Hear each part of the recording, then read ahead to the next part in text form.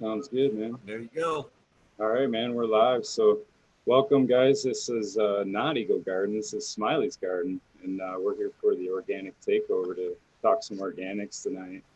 And I had the real big pleasure of speaking with Leighton Morrison. This a guy like I'm wearing this regenerative hat, and I met Leighton at that conference, and he dropped some knowledge that really shifted my thinking on organics indoors and living soil.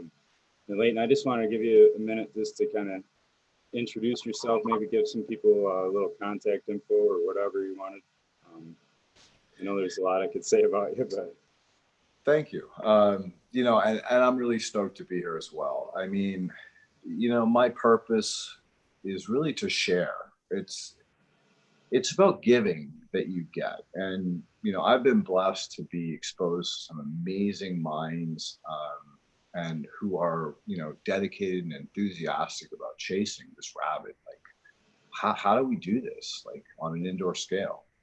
So that being said, yeah, you can hit me up on Instagram, Kingdom Aquaponics LLC. I know it's a big word, but it's important. Kingdoms are the succession of life. That's how we put them into categories. And aquaponics, because it's the connection between the aquatic environment and the terrestrial environment. So really two key things that are important to all life on this planet. So anyway, yeah, I've had the pleasure of doing some work, hard work, from engineering soils to trying to figure out how to inoculate soils with biology. And it's been an amazing journey. And I'm so blessed to have had the time and be allowed to do this. And so therefore, it's my job to carry that torch and give it to as many people as I possibly can, because you guys all need to hear this. I mean, at some point in time, whether it's extreme weather or the inability to grow outside, you're going to have to figure out how to maintain plants in a controlled environment. Mars, the moon, the Sahara Desert, Antarctica, it's happening. It's been happening. And so how do you do it, right? And that's my pleasure, to have the opportunity to really have that discussion. So, yeah, if any of you have not heard the podcast I did with Shango on Shaping Fire about the soil horizons, you should listen to it. And there's a 10-minute precursor or visual so that you can see it. And then when you're listening to the podcast, you can keep that in your mind. So it kind of gives you the visual as well as the audio tools to work with. But that's a great starting point. So how can I help Michigan? yeah, man, some of the discussions that I'll just start with saying, like, a lot of the people I know and that might be listening, we build super soils and we get a recipe off the internet, and it's got all these ingredients in it, and we mix it up and we do fairly well with it, you know what I mean? But in a long-term sense, like, I think we all kind of look to have a better way of doing things, and having a way of, re-amending and reusing a soil and building a soil structure was a big thing that you kind of, at the regenerative conference, you were talking about some of your teas and stuff, and then you mentioned particle size in soil. And that really kind of triggered my line of thinking, because I never really thought of sand as being anything other than, quartz. And you think, well, it's actually just the particle size that it's talking about. Well, then sand could technically be anything, right? Like, so, and that kind of shifted my thinking. So I was kind of open, yeah, just to hear some of the thoughts on why, some of those things matter, and for the biology, why some of those things matter. All right, so sand is badass, right? We think of it as a desert or a vacant lot, but in reality, it's quartz, it's calcium, it's broken down mineral to a point where biology can actually colonize it and start extracting things from it. So sand is a really, really powerful component of soil. and as is silt, because remember, silt is organic matter that has been broken down to its finest point, almost humate, but not really. And then we have, you know, the clay. Oh, fuck, man. The work I've been studying on clay right now and how it expands and contracts, it pulls in calcium, it excretes raw minerals, and it really supports soil structure. So some of the visuals that we use in soil chemistry shows clay platelets standing up on each other. So you basically have a upright flying saucer and then a flying saucer on top of that, and then another one on top of that. In compacted soils, they all turn down on each other. So they're like a stack of pancakes. So there's no oxygen, there's no air. That's when you get anaerobic zones, you get compaction. But if you can charge that clay particles with biology, then they start standing up again, and they create these aerobic pockets that build those. Think of them as steel beams around the corner of a building. I mean, they just stand up, stack up, and then they support all this infrastructure in the middle that allows the biology to happen. So every one of these pieces, sand, silt, and clay, are critical for soil longevity, ability to produce, to support biology. I mean, again, it's just an infrastructure, it's a matrix, it's a web that allows these things to function together with biology and chemistry. I mean, one of the things I think that is overlooked in the industry as a whole is that soil should be viewed as physical. So physical means its properties, sand, salt, and clay, but also wind, weather, humidity, sunlight, UV exposure, all of these things. And then it's the chemistry. So what is the physical chemical makeup of this soil, this medium? And lastly, biology. I think biology is probably the most important, but the least respected, and obviously should be put at the end, because if you have the first two components, the third component's easy. Again, I'm sorry, in my mind, it's just about composting and encouraging biology to exist, or collecting it like the IMOs in natural farming. Yeah. So is that kind of the importance of building those horizons then? Is you're basically looking at it like you're trying to create a place for the proper biology to thrive? Is that kind of the viewpoint you're having? Yeah, dude, bang, spot on, right? So you build the perfect environment for life to happen. You know, you have 1,000 acres and you put a bunch of deer and you put a bunch of rice crops and a bunch of animals that will support advanced predators like tigers or, you know, bear, you know, any wolves.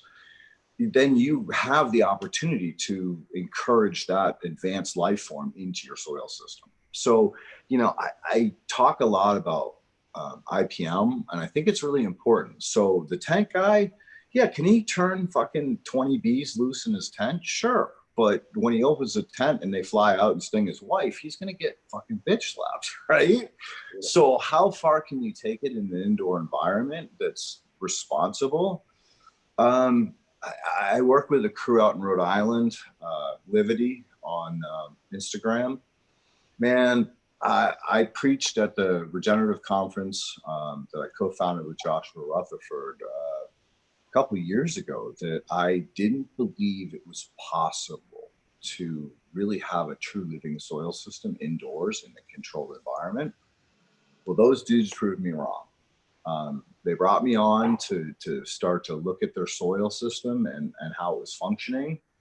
And they allowed me to give them advice, and they took that advice and they ran with it. And man, they are blasting it out of the park. You can dig your fingers into that soil and you'll see 15 different bugs. You'll see worms. You'll see, you know, fungi. You'll see both the saprophytic, the hyphae, but when you put it under the microscope, you'll see all of the biology as well. And yeah, send out root samples, and yeah, it's colonized with mycorrhizae. So they did it. They fucking did it indoors. Yeah, it's a controlled environment, and these guys got a badass infrastructure, but they proved that Biosphere 2, growing an ecosystem indoors, is possible with what we have today. So, you know, I think that as a whole, building a community where conversations like this can happen are really important. You know, it's not living off the, you know, dreams of the Instagram influencers and how they move markets. It's about like real knowledge and real understanding of how these systems function. So if you build the perfect substrate and then you inoculate it with the correct biology, guess what, man? You just basically shaved 100 years off of that soil. You turned it into a perfect 1-to-1 or 5-to-1, 10-to-1, depending on what cultivar you're trying to grow. That's fungal to bacterial ratio. You can basically set up the cultivar right into an environment where it's going to hit its full plant potential. And I guess that's at the end of the day what we're looking for, is like, how do you give that plant everything that it possibly wants or can use, and let it use it as it wants, but give it the opportunity to have those resources, tools in the tool belt, right? Yeah, for sure. Sorry, I didn't mean to puke all over you.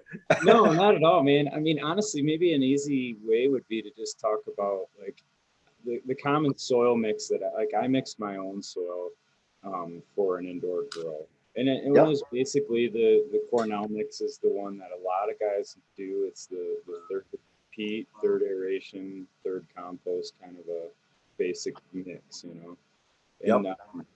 so like when you were talking about horizons in when I built that soil, I'm mixing in, you know, it's a rough basalt. So I guess it would be maybe 1/4 inch minus kind of a gravel. Yep. You're And then, adding in minerals. yep, so I'm mixing that in with a more powderized, like a clay kind of basalt as well. And my thought there is I was covering, you know, that rock mineral in a different gradient, but after hearing you talk, you were saying maybe I should put that rock at the bottom and leave that middle horizon something more of a mild mix, and then put the heavy nutrient more at the top. And it was kind of just, it shifted my brain because I mean it was like skirt. That's totally opposite of what I think. You know, and you talk, you know, and you talk soils like sand, silt, and clay, which is the common denominator, you know, what's commonly known. But then, you know, we look at that Cornell mix and it's okay, it's a third peat and a third aeration and a third this. Well, there's no sand, there's no discussion of silt, and what do they consider clay on that? You know what I mean? So it's kind of, I'm looking at, well, how does that translate to us guys that are, you know, looking at this cannabis science on it into Oh, dude, that's a beautiful question, man. That was beautiful. A beautiful example and representation of the question. And you know what? You guys were trying to transition from a soilless medium, which is a third, third aeration, third compost, third freaking matrix, whatever you want it to be. So bottom line is that by adding the basalt, and the clay and or basalt rock in different forms, and maybe sometimes you guys actually add a little clay, you were kind of supplementing the beginnings of life. You were starting to build the primordial soup that allows life to live. Well, that's great because you guys are trying to figure this out real fast. You're switching from nutrients to a living soil system.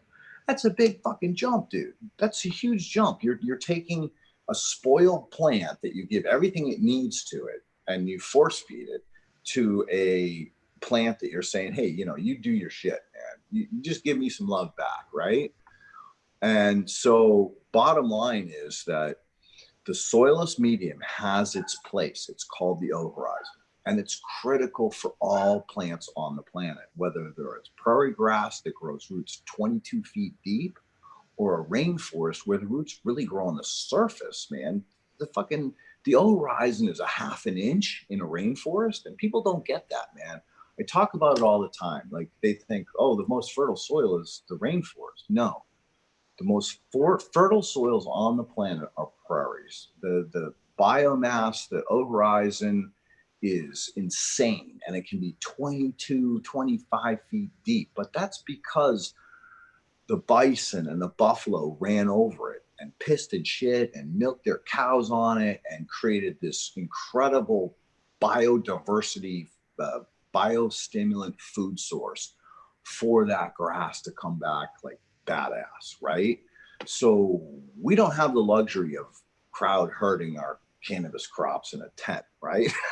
Right. So, all right. So how do we replicate this shit? Like, how do we give them first the soil structure to support root growth, but more importantly, the nutrients that can encourage that kind of rapid growth? Well, it starts in the horizon. You got to have a suitable matrix that allows rapid root growth laterally and horizontally. And so that's the oak horizon. So in a living soil mix that I recommend for an indoor grow on 18 inches deep would be 9 inches of oak horizon. So half of that whole soil horizon is the oak, is the place for rapid expansion and for nutrient introduction, whether it's compost extracts, compost teas, side dresses, worm castings, you know, whatever you see or are seeing in deficiency. So now you have a rapid growth system that allows nutrients to flow into it. And then below that, you have the A horizon. So the importance of the A horizon is basically it's the heart and lungs. Like it breathes. So when the O horizon has too much moisture, it accepts the moisture in. And when the O horizon dries out because of sun or UV, it allows what's called wicking. So the liquid can actually go back up against gravity and support the biology in the O horizon. So the A horizon is critical because it is the heart and lungs. And the E horizon, which is the bottom of the pot, which is basically rocks and sand, functions two things. It basically prevents silts and clay and fines from getting down into that horizon, because if they did, they would create an anaerobic pocket. So think of your E horizon as your aquifer. You don't want anything else getting into your aquifer other than water dripping down through the matrix of soil. So you're getting pure, mineralized, high oxygenated water. And so by building that A horizon, you protect the E horizon from getting polluted, and you transpirate and how do I say this? It's beyond just capillary action. There's levels of VPD that also help pull moisture out of the A horizon into the E horizon. So it's not transpiration, it's not evaporation, it's not wicking. It's a level of energy flow that we don't completely understand yet. But that's why it's critical to have all three of those components, so that you're really giving the soil system the ability to function with biology and chemistry at its highest level.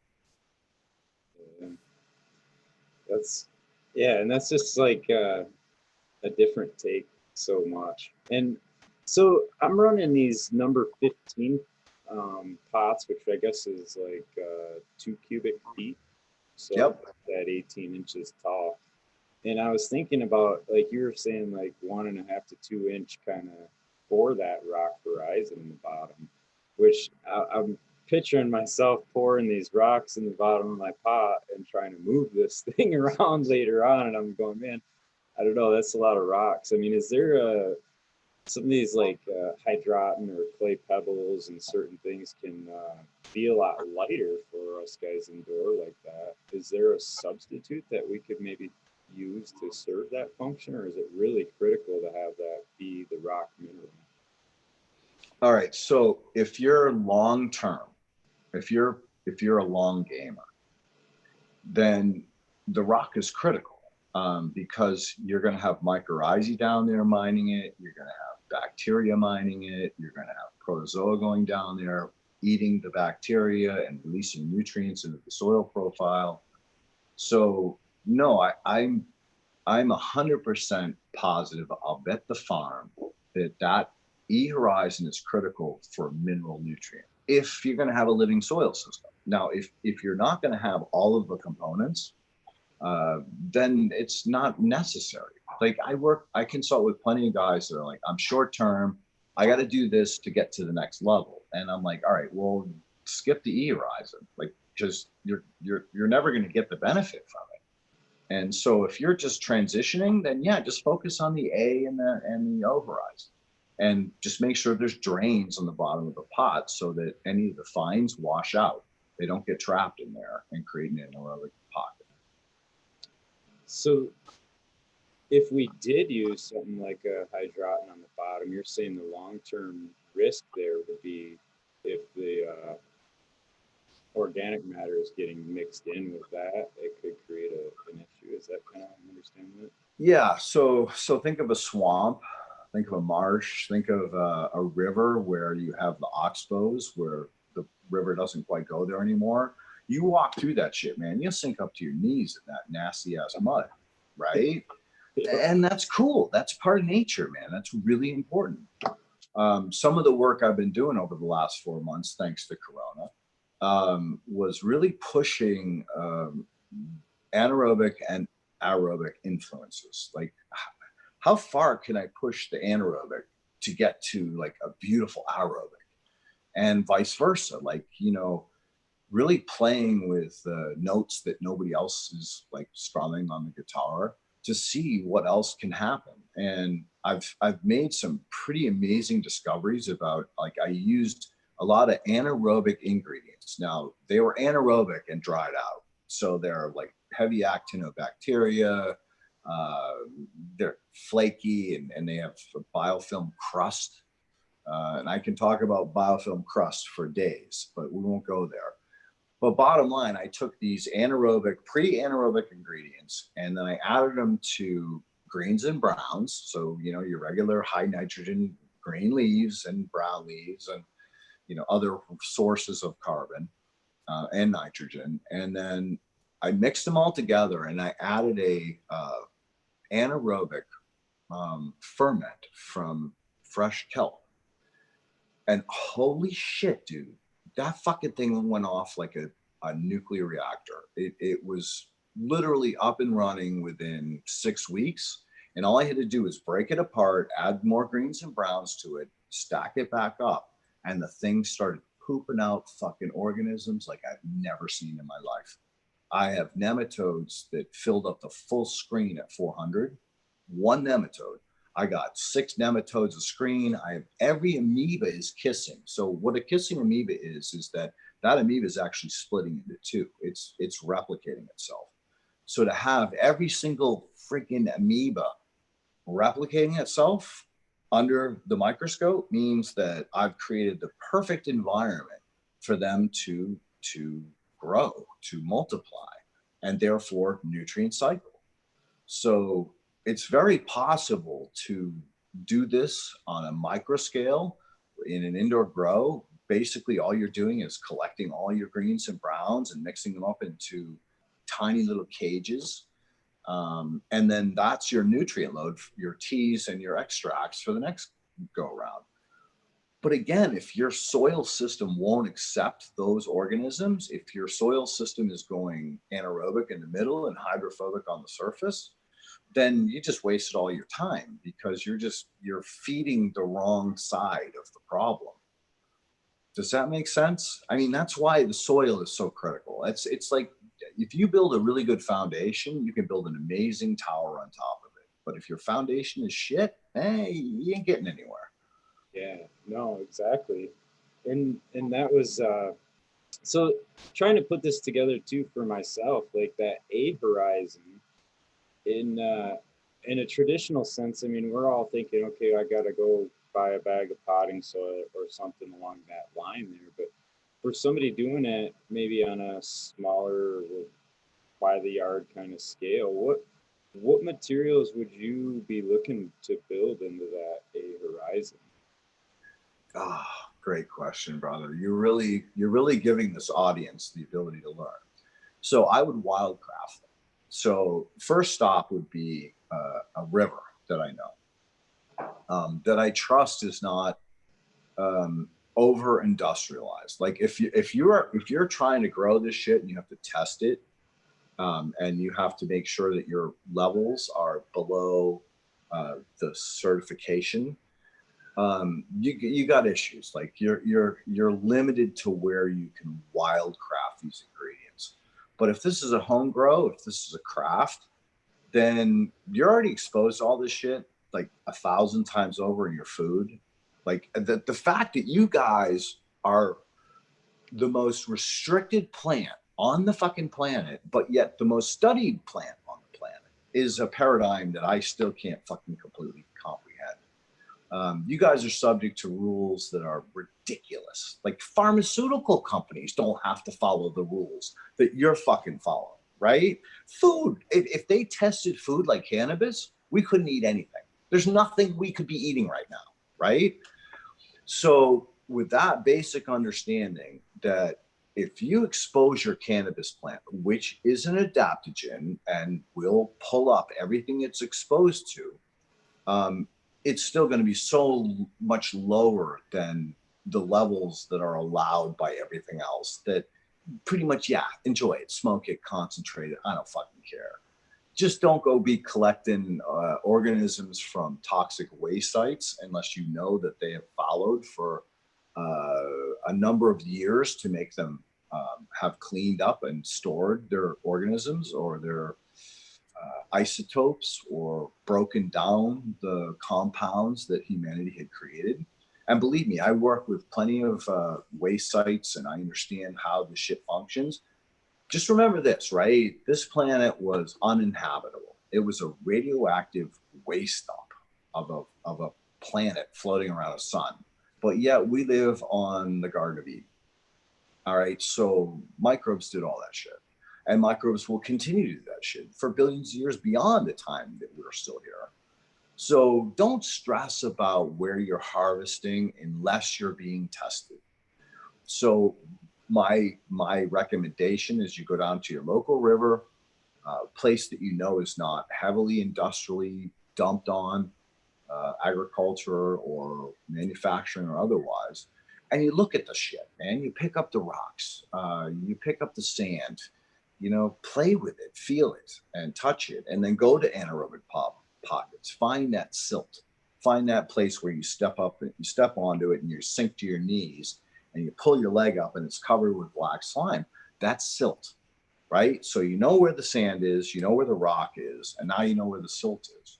Now go into the forest, get some leaf duff, get some old chips, 2 years old, and blend those things together. And now you have an amazing soil matrix to build your A horizon. All right. So again, the exact formula is about 17% clay by volume, not by weight. So by cup, a 13% silt, 50% sand, and I mean sand. So not duff, not fluffy, light stuff, but coarse, medium, usually brown, tannish, that indicates the mineral content, and then 20% organic matter. The 20% organic matter can be from your compost pile. If you're going to use compost, I recommend you sieve it so that the organic matter is small. It's not big, chunky like wood chips. And then you blend those by part and you have 100%, that's your A horizon. And that will function like a lung or a heart. It will breathe the moisture in and out. It'll suck the moisture out of the E horizon and feed the O horizon if necessary, and vice versa. If you overwater the O horizon, it will hold and store that moisture without going anaerobic to give you future use. Nice. And I just take a note here. There's not a cup of kelp. There's not a cup of oyster. There's no additives in this. There's you know, you're talking organic matter compost and basically sand, silt, clay. Yeah, dude, you don't have to amend this. This is nature's way of giving you back what she knows. You don't have to do shit to that. You can amend the O horizon all you want. Like if your cultivar requires extra potassium. Well, bang it with grain sands, bang it with fucking kelp, right? If you see a deficiency, give it to it, because the ovarizin is your fucking matrix that supports bottled nutrients. It supports available nutrients. And if your biology is up to par, that shit will bust that stuff down. That I don't care if it's feather meal, it'll bust that down into N in 24, 48 hours and make it plant available. And the plant will control it. So the plant's not going to OD on the shit. It's just going to accept it as it wants it. But you gave it a raw nutrient, and the biology listened to the plant and what it wanted and gave it to it at the appropriate time. That's how to hit plant potential. Yeah. And that's the other interesting part I found too, which is like that O horizon is basically where we're going to build the quote unquote super soil, and we're going to put our normal amendments in. Where in past discussions, it's been considered like, okay, we'll put our heavily amended stuff on the bottom and let the roots kind of grow into that. That caught me too as like a real big thing. Like, I'm like, that's just 180 off from what you've ever heard before, you know? And dude, when I first started talking at these conferences that Josh and I put together like 3 years ago, first one was in Portland, and I started preaching this shit. Oh my God. Like, I saw eyes glazed over. I saw hate. I saw, what the fuck? Who are you? And what do you know? I mean, I got it all. And I was like, no, I'm serious. Like, this is nature. This is billions of years of technology. I know you guys are really smart. I know you know your shit, but this works. It fucking works. Just trust me. I didn't invent it, man. I'm just a fucking crazy guy preaching in the desert. But this is the way nature has worked for billions of years, and it will serve you well if you respect it and use it appropriately. And that's what I really dig about it, is like the whole concept of building a living soil is biomimicry. And it was like when you started saying that, it was like light bulb moment for me too. It's like ding dong, yeah, that's what you're after, is trying to mimic nature, you know. Biomimicry. Think of it in hydro terms, like, and even in discussions, guys talk about it, and we've shifted from using bottled nutrients, and most of us have started there, and it's like you still have that mindset of it, where it's like I still even do, and I'm constantly kind of shifting my thought back to, well, what is going to be best for the biology, you know, and every time I hear really high end guys speak, that's what they talk about. Well, what is going to be best for that biology and system, and that's what you should do. And you hit it on the head. Biomimicry. Like, when I first used that word, people were like, what the fuck? You're making up words now? I'm like, no. I didn't coin this shit, man. I read it. I read it on a paper.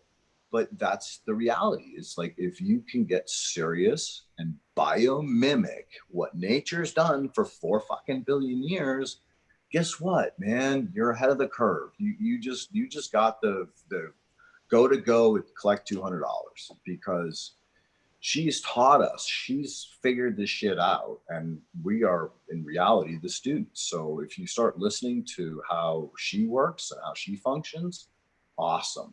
And again, let's put some bees in those fucking tents in the basement, right? All right, so maybe 1. All right, 2. But give them a chance, man. Like, capture 1 from nature and throw them in there, and then take them back out and let them go in nature again. But I guarantee you that tiny little influence will make a big difference. And if you're really respectful of them, they'll come to you, and they're going to want to go in there and collect and do their thing. And then they're going to want to go back outside again. Like, put your tent with a little, dryer vent to the outdoors, and open the dryer vent a couple times a day, right? So you're encouraging nature to come in and be a part of what you're trying to do indoors. I mean, I think that, Biosphere 2, and I quoted it again, and please look it up. They really tried to do the best they could to bring every natural component they could into that terrarium, because it was a fucking terrarium. They locked that fucking thing down. There was no air in or out. It was 5 times more airtight than the space shuttle. If you can wrap your fucking mind around that. I mean, the foundation was lead lined. So they did everything they could by engineering human standards to create a perfect environment to test whether we could possibly live outside of our atmosphere. And yeah, according to the papers and the news, they failed. They didn't fucking fail, man. They learned so much, it's not funny. So if we take those kinds of levels of respect of what we've already learned and apply them to our little tent, yeah, man, you're going to knock it out of the fucking park. You really are. You don't need a lot of influences. You just need to be respectful and biomimic nature. And is that where some of this is kind of coming, this thought process of the horizons? Is that, did they do that in the, when they were putting together the biosphere? Oh, dude, bro, you went down that rabbit hole. I love it. All right. So these motherfuckers were so rich and they had so much money and they were not fucking around when they built this place. And so they had the opportunity to fly in soil or bugs or plants from any place on the world. Fucking carte blanche. Just bring them in. I don't care what it costs. And you know what they choose to use for soil? The desert right outside of them. And believe it or not, and I've done the work on this shit, the desert soil is the most fertile soil on the planet. It's just dehydrated. So once you hydrate that shit, holy fuck, it goes on steroids really fast. So it can build soil faster than any other soil on the planet as far as replicating and regenerating itself. That's interesting. Yeah, it is. And it blew my mind, and I didn't believe it for probably 5 years until I continued to study it and really look at how soil floats on water, right? So if I collect desert soil and I put it into a test tube, it floats for about 24, 48 hours before it even sinks into solution so I can look at the microbiology. So why is that? How does that happen? Well, that soil protects itself. So it traps in its chemistry, its organic matter on levels that we don't completely understand yet. But as soon as you get the monsoons running through Arizona, fucking that desert comes alive, man. It blows the fuck up. And even the prairies, a rainstorm goes over, they don't blow up. They don't go from brown to green, right? And even in California out here, like it's green in March, but by freaking July, it's brown. And I don't care how much it rains, it's not going to go back to green really quick.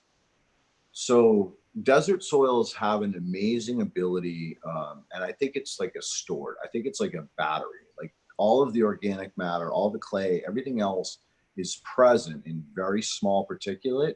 So all it needs is that little bit of moisture to just explode with the life.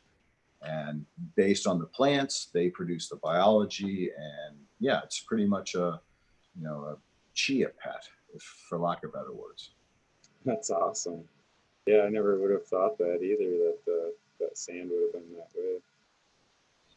And it's not just sand. It's not. I mean, if you play with the soil, it's pretty much all of it, but it's coated in wax, and that's why it floats, and that's the biology. So once the biology relaxes, everything comes out of solution, goes back into a way for you to shake it up and actually look at it under a microscope. But prior to that, it's pretty much locked up like a beach ball, and you're not gonna be able to see anything. Yeah. Just kind of shifting back to the horizon. A lot of guys are doing top dress, and I'm just kind of curious if you have a preferred like top dress or feeding style, or what you suggest to be fed on a cannabis plant in that. Oh man, you had to ask that question. So a lot of the work I'm doing on right now is feed the soil or feed the plant. So natural farming, Green Natural Farming, Chris Trump, and a lot of others, Soil Solutions. There's many companies. leaves. They're out there producing foliar sprays. And that's feeding the plant. And I truly believe that feeding the plant is important. Frenchie Cannoli would say, no, you don't feed the plants. You know, that goes against hash making. And I understand that too. I mean, there's many thoughts here. But bottom line, in my mind, is if you feed the soil and you feed the plant, fuck, man, now you're really pushing full plant potential. So you're giving the soil everything it needs. You're feeding the microbes. You're building soil structure. You're biostimulating the organisms. You're cover cropping, creating microclimates, and you're foliar spraying the plant and the leaves. I truly believe that you can accomplish amazing things. I personally witnessed Kevin Jodry's grow last year, where he had these plants that are exposed to 40, 50 degree temperature drops and swings. The wind is insane. The moisture levels rise and drop. Humidity or rise and drop. It's nuts. And so these plants are so stressed out that if you don't foliar or feed them, they're not going to hit potential because they're so busy trying to fucking survive that they can't spend the energy to mine the nutrients to feed themselves. So they almost need to be fed. It's like, it's like growing a great black bear. You got to throw fucking protein at it or it's not going to survive. So in all honesty, as the future of plant pathology and the desire to hit full plant potential hits the mainstream, you're going to want to be doing both. You're going to want to have the most optimum balance of chemistry in the soil. You're going to want to have the optimum balance of the physics, the water, the minerals, sandstone, clay, light, air, transpiration, humidity, pressure. You're going to want to have all of those things and the biology in balance. So again, I go back to those three key principles: the physical, the chemistry, and the biology. And if you have all three things, and whether you're foliar feeding or soil drenching or both, which I recommend, you will essentially knock it out of the park. You will not be able to be compared with mids because your material will be undeniable in flavor, texture, terpene profile, etc. I love that you were going back to functioning biology versus what it's feeding. Like, so feeding the soil in my mind is that top dress, right? Like I don't think of that as feeding it.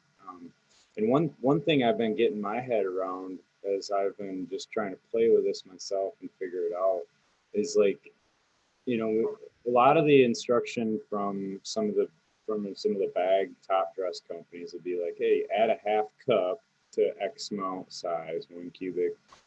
Mine in this instance is 2 cubic feet. Well, 2 cups across that is a lot of dang stuff on the top there. And whatever mix it is, I'm not trying to identify one, but that was one thing my brain kind of came to is the metabolism of that soil needs to be there to try to digest that. Like, and you kind of touched on that with some of your talk on the teas and like how you're feeding that biology in that incubator, right, of the tea. And I just think that I'm just kind of curious as far as like when you're inoculating one, are you trying to measure, like NPK of what you're putting down to try to build that metabolism of what you're inoculating? Is that kind of the... Oh, bro, man, you're good. You're good. All right. So, couple different topics. NPK is one thing. Saturated saturated paste test and saturated base are two other critical components to this piece. All right. So NPK is proven bullshit. Across the board, all scientists will basically come out and say, If you're chasing NPK, you're going down the wrong path. So stop thinking about NPK. Just understand that they're available in the soil matrix. And now it's a matter of like, all right, how do I balance this soil chemistry so the biology can kick ass and do its job? All right. So all the inoculants I make are 300 plus on the biological test. So 300 plus means 300 pounds of nitrogen per acre is being produced by those microbes. That's because the chart doesn't go any higher than 300. All right, seriously. So back off on understanding NPK, because we don't need to focus on that. We need to focus on calcium, magnesium, and potassium, how those three things are balanced. And if they're in the correct ratio, then the NPK doesn't matter anymore. So NPK is 50s or 40s or 30s or fucking goddamn 1800s, for Christ's sake. In reality, we need to focus more on base saturation, sulfur to copper, nickel, and some of these other balances within the soil to really understand if my soil is in their sweet spot. So, dude, I deal with soil chemists and we fucking battle this shit hard because we have soil samples that show that the NPK is off the roof and the plants aren't doing well. And then we look at the biology and we go, the biology's right. And it's like, all right, why the fuck is this happening? And then we start to look at the relationships of the chemical ions and the way, all right, we're going to get really deep. Cells' response to their environment. And that's why I preach you got to have sand, silt, and clay and organic matter, because if you don't have those things, you're never going to get to that sweet spot. I can't state that enough. And so to try to wrap that question up is that you really need to start studying soil sampling and soil testing. And you have to be testing, because if you're side dressing with worm castings or green sands or Epsom salts, you have no idea what the fuck you're doing to your chemistry and therefore your biology and therefore your soil structure. You may be collapsing your soil structure. Look, I'm going to be laying out some serious shit soon. I'm starting a platform on HI-Curious tomorrow morning. It's coffee with the crew. It's a couple good peeps that really know their shit. And we're going to start really like dissecting this stuff and laying it out for people, because, too much of the information out there is not real, and it's not giving you guys the direction that you need to go in. It's giving you false rabbit holes. And, to be honest with you, that's why I started with Joshua Rutherford, that conference fucking 3 years ago, was because the misinformation being spread on Instagram, it's making everybody look bad and it's making everybody fail. Fuck that shit. Let's rise everybody up. Let's make everybody successful. Let's give them the pieces of information, the science and the tools they need to fucking actually get the job done and hit plant potential. Because if you guys hit plant potential, fuck the mids, fuck the Budweisers and the Budweisers and everybody else that's going to come around. You guys are going to own the market. Bottom line. Well, I love that you relay it as plant potential, because to me that's one thing that I think we all look at is like, okay, and I've had this discussion with guys in chat too, is like, what do we consider a healthy plant really? I mean, there's so much discussion between back and forth of like, well, this is the best way because of this, but like, okay, so how are you measuring that's the best way? Is it the plant's kind of fucking green, or is it really fucking green? Are the leaves at 45 or 50? Are you measuring the angle the leaves are fraying at? Like, how do you quantify like what is a real healthy plant? In terms of like how we can understand it for ourselves if we're hitting marks. All right, beautiful question again, man. You're teasing out some deep shit. All right, so this goes back to spirituality. Like, we are all spiritual creatures. We all understand intuition. Like, when you think about a buddy and all of a sudden he calls you and you're like, hey, I was just thinking about you, right? Yeah, you blew it off. That's real. All right. So you can walk out into your garden and you can spend hours or minutes, depending on your level of intuition. And you can see what's sick and what's not, what's calling for your attention, or what's just blowing the fuck up. And the ones that are blowing up, you got to keep an eye on too, because they could go the other way real quick. So you need to be a part of that balance. Like, you need to be intuitive. You need to be connected with the soil. You should be able to stick your finger in there and pull it out and go, oh yeah, baby, everything's fucking great. And you should be looking at your plants and rubbing them and talking to them, being a part of them. That's the farmer's shadow. And that is probably your fucking job if you're a grower. All right. Fuck the Instagram, fuck the talk, fuck the ego, fuck the bullshit.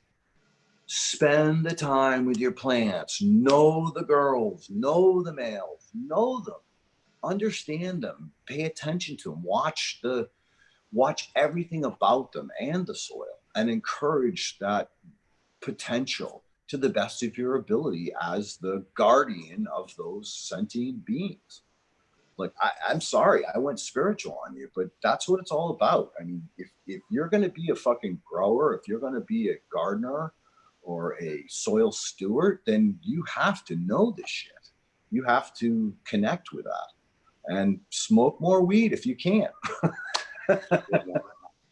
No, I totally, I love that. Don't apologize. The spiritual, the biophysical, all that stuff, man. It intrigues me. Like, speaking of biophysical, there was a comment in one of the podcasts I was listening to, and a guy said that the biophysics of things in the soil preset or they come before the biochemistry of it. So like, we always think in terms of biochemistry, like NPK exchange, and how is that happening in the root zone and stuff. But in reality, there's a whole biophysical portion of like what electric charge was in the medium and those kind of things that totally preset what that plant is able to uptake through its roots too. Oh my God, dude. You know what? You're fucking amazing. So yeah, pH and EH, right? So pH is actually photons. So the availability of photons, if they get too high, it's a problem. If they get too low, it's a problem. And EH, which most people have never heard of, is electrons. So the measurement of how many electrons are available.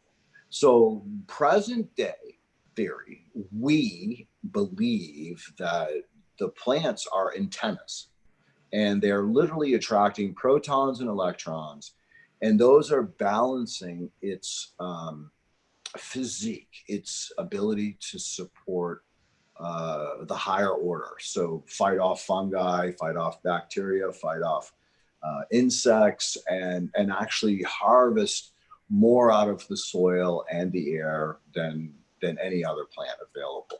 And so the latest study on understanding that gets into even further deeper into quantum biology. So if you guys want to pop your fucking cork, like go down that fucking rabbit hole, dude, I'm there. I'm down there somewhere trying to figure this shit out. But No, we do quantum rabbit holes biology for sure, is the understanding that the electrons and the photons can move within the cell and appear in our eyes, in our weak understanding of life, that they're in the same place at the same time. But in reality, they're in one place or the other. But we just don't have the ability to track or understand it at that level. So yeah, these are amazing new tools that will be available real soon, and it will be about pH and EH and understanding how to properly flow energy through that plant, and that comes from the foundation of physics, biology, and chemistry. So first you got to learn those things, and then you can jump to the next level. But it gets fucking deep, dude. It gets deep. No, and that's kind of the way I've seen it. Like you build the right foundation, and that's kind of getting your horizons correct, and then you can kind of you're building from there on the rest of it.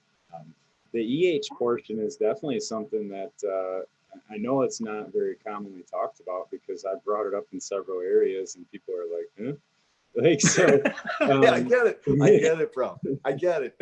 But it's very intriguing to me because in my particular instance, so I put together the Cornell mix or Coots mix, however you want to refer to it, but I put together that 3 parts potting soil mix. Yep. Ran it. Soil speed. Yep, and I ran it multiple cycles. And in about the 3rd cycle, I started noticing that my plants would kind of start yellowing as they transitioned into from bud set to fruit fill. They would start to really kind of take on this yellow tone across them. And the stems would kind of purple up, and there were some weird things happening. And compaction was totally my issue. And I know that in light of that thing, I know the EH kind of played a role in that as I was building that anaerobic environment with the compaction there. And it just kind of intrigued me because guys talk often about heavy metals and uptaking heavy metals. So like in chats and discussions about soil, there's like, well, that ingredient's high in heavy metals, but in reality, where that level of EH or redox is in the soil will help dictate if that plant's even able to uptake that heavy metal at all. And some of this stuff I've been reading, it's like as important as pH. So you're good. You're really fucking good. All right. You are advanced. So I think that you need to back up a little bit and understand that the compaction and the ability for the base saturation, specific calcium, is directed by electrons and photons as long as you have clay, right? If you don't have clay, they can't like work fully as an antenna. They need that piece to how do I say this, buffer to expand and contract, to accept and release. So yeah, you're spot on. And again, I don't think people are ready to hear about protons and electrons and plants being antenna. And it's great that we're having this conversation, and I'm like so jacked up that you're on this level. But the bottom line is that if you can just like start with a really good soil mix, yeah, you can fuck with this shit as it becomes available. So yeah, build a really fucking solid foundation, like spend all your time and energy and love in building the most perfect crafted fucking soil profile, and then plant your plants. And then let's have this conversation about, redox and calcium and some of these other micronutrients that are just totally disrespected. And they are so critical in preventing purple stem and plant uptake or plant ability to metabolize, because the plant can take this shit up, but if it can't metabolize it, you're fucked. If you don't have enough molybdenum, you're done. All right. So, but it has to be in balance. And that's getting into like some deeply advanced conversations, but dude, deep respect, man. Holy shit. I can't believe we had this conversation tonight. No, it's a matter of, I get it. We're really, hyper focusing on a certain thing there, but what I'm trying to get across to people is like, you can dive down that rabbit hole if you want, but Leighton went down that rabbit hole, and those are some of the reasons he's giving this talk about building those horizons. And that's all I was trying to get across there is like, there's deeper reasons to building that structure than what we've ever really kind of put into play. Thank you. Thank you so much for that, because, I tried to do the work for everybody. I tried to fucking bust my ass and suffer and earn that knowledge so that I could give it to you guys. So you don't have to fucking do it. You don't have to repeat this shit, man. It sucked. It was 10 years of fucking hell. Don't go there. Trust me. All you got to do is fucking E, A, and O and do them respectfully, responsibly. And if you're short term, just stick with A and O. If you're long term and you never want to touch it in your fucking lifetime and your grandchildren's lifetime, go and you'll fucking bust a move. Yep. So thank you for asking these really introspectual questions. It's been a pleasure to talk with you, and hopefully we can do this some more. Yeah, man. I don't want to. If you're getting tight on time, I did have one other question. Yeah. Go there. When I was watching you guys, so you were doing some work with Josh in that greenhouse, and you had built those long fruit flowering beds or whatever. I noticed you guys were laying a copper cable in and actually grounding those pots or that bed. Like That was the parachute gig, right? Parachute, Colorado. I think so. Yep. Yeah, and he was laying down some copper cables to ground things. Yep. Unfortunately, those were code-based, building codes, insurance codes. So you're required to connect any water source to a ground by a building code, by insurance codes, by liability codes. That way that if any time there was an electrical discharge, nobody could get electrified. So I would have loved to have that conversation about grounding with the earth, not because of code, but more importantly because of electron exchange and universal grounding. But again, that's very theoretical. But the work I've seen on people that do it has been beneficial to the environment for sure, especially indoors. Like, yeah, I highly recommend people ground their garden with a copper wire from outdoors to indoors for reasons that we can't truly explain at this point in time. Awesome. No, I really appreciate you coming on, Leighton. One thing that we do on the show is we get like an old school radio soundbite. So if you wouldn't mind, I gotta find my record button here though. But like just the old school, like, hey, I'm Leighton Morrison, and we've been talking organics with Smiley Garden. Yeah. In that line, but I gotta find my record. All right, and it's Smiley Gardens, or do I say @ or hashtag? Yeah. And it's all off the cuff.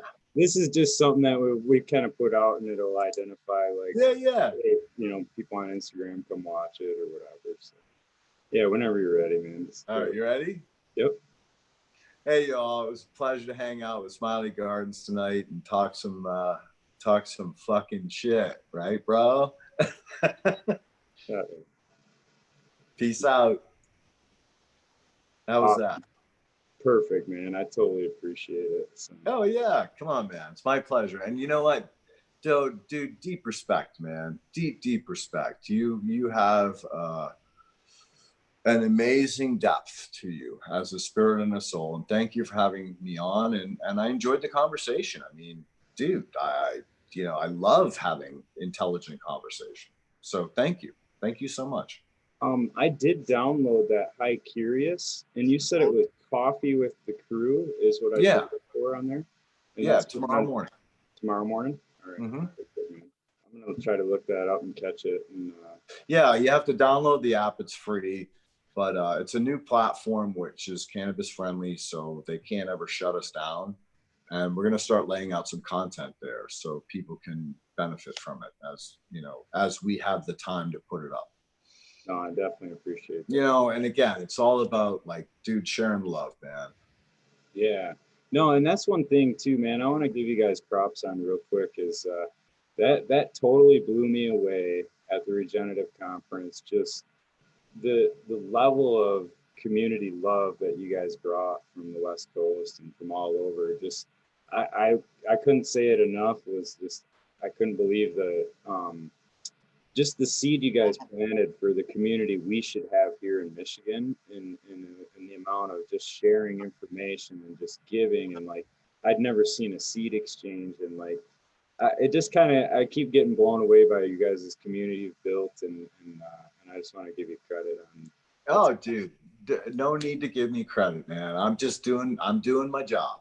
And I love doing my job, and you know, to create community and to unite people is beautiful. And fuck this whole like, oh well, you're this and I'm that and I'm regenerative and you're organic. Fuck that shit, man. We're all the same. We just got to start like understanding that and appreciate it. So, you know, kudos to you for putting this shit on. I mean, dude, what time is it there? Like 1 or 2. Right? It's quarter to Fucking 1. kudos, bro. Fucking kudos, man. Much love, deep respect, brother. Deep respect. Thanks again, Leighton. And I'll let you just jump off, man, when you hit the leave or whatever. And I'm gonna Yeah. probably So let's carry the conversation on. We'll do it again. All right. sounds And yeah, we'll stay in touch via text. But I deeply respect you, and the questions you asked were super intelligent, super important, and I think that the audience and the people that listen to this will really get a grip on a good direction to go in, so that they're not going backwards or wasting time. And to me, that's beautiful, man. That's so beautiful. So Yeah. thank you for your work. Thanks, man. All right, I'm gonna go take a hit and fucking crash. Do that, bro. Thanks. All right, peace out, brother. Yeah, we'll see. Bye. Oh wow, man, what a conversation! I could talk with him for hours and hours.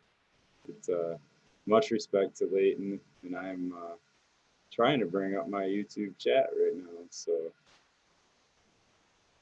I can see what all you guys have been saying this whole time. Oh wow. The I hope that you guys learned a lot. I sure did, and that's kind of what my hope was for these kind of organic things. So I know Ego kind of presented it as an idea. It's not really something I was looking to do, and the more I thought about it, I thought, man, I really got an opportunity, you know, not to just spread what my knowledge is, but I have an opportunity to talk to people that do these things at a high level, and I can bring peers of mine that I've looked up to and listened to, and I can ask some questions and learn from them. Build You it, my guys can do friend. it right alongside with me, and that's kind of the whole idea behind it. What's up, Ego? How'd it go? I didn't get to watch chat at all.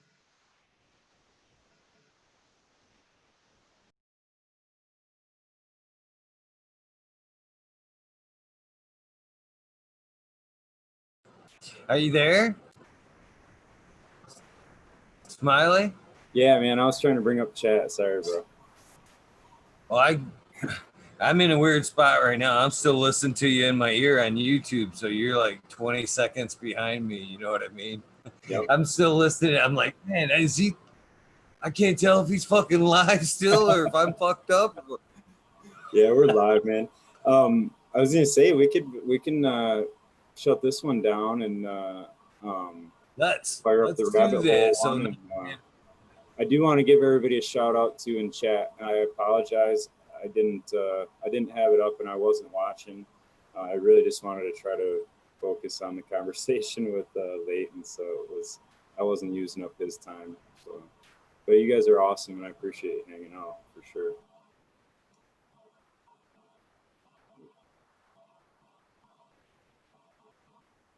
Peace out.